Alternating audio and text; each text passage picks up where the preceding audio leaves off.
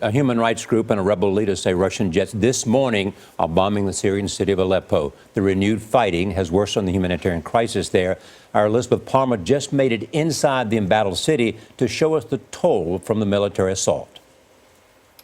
Today's renewed bombing comes after a lull over the past few days that saw the Syrians and their allies press forward in a ground offensive.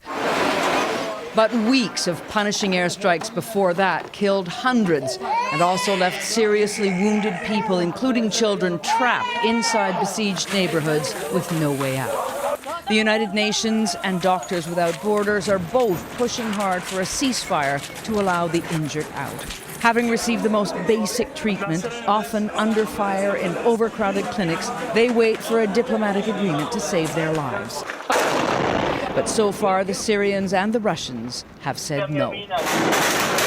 In some areas, there is active fighting, and the Syrians, along with allied militias, are slowly gaining ground.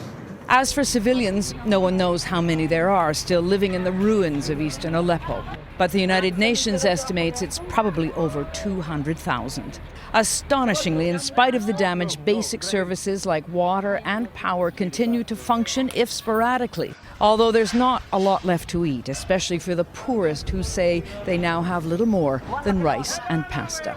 For CBS This Morning, Elizabeth Palmer, Aleppo. It's so jarring and heartbreaking, isn't it? To see the war and then see the kids playing in the streets in clothes that we are all used to seeing, little T-shirts and jeans. Yeah. Very tough to see. Thank you, Elizabeth Palmer.